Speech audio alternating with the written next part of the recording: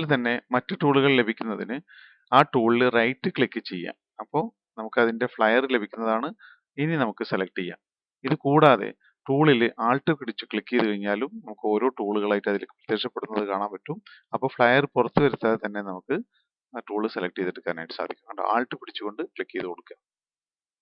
ഫോട്ടോഷോപ്പിന്റെ ടൂളുകളിൽ ഓരോ ടൂളിന് പിറകിലും വീണ്ടും കുറെ ടൂളുകൾ അറേഞ്ച് ചെയ്തിരിക്കുന്ന ഒരു തരത്തിലാണ് ടൂളുകൾ സെറ്റ് ചെയ്തിരിക്കുന്നത്. അതുമായി ബന്ധപ്പെട്ട ടൂളുകൾ കാണാനായിട്ട് സാധിക്കും. അപ്പോൾ ഇവിടെ ഈ മാർക്കി ടൂൾ എന്ന് പറയുന്ന ഈ രണ്ട് ടൂള്, ഇവിടെ രണ്ട് ടൂളിനും ഒരേ കീബോർഡ് കമാൻഡ് ആണ് ഉള്ളത്. അതായത് എം എന്ന അക്ഷരമാണ് ഇവിടെ കമാൻഡ്, ഇതിനും എം തന്നെയാണ് ഉള്ളത്. അപ്പൊ നമ്മളിവിടെ ഈ ടൂൾ ഇരിക്കുന്ന സമയത്ത് എം പ്രസ് ചെയ്ത് കഴിഞ്ഞാൽ ആ ടൂള് മറ്റേ ടൂളിലേക്ക് പോകുന്നില്ല.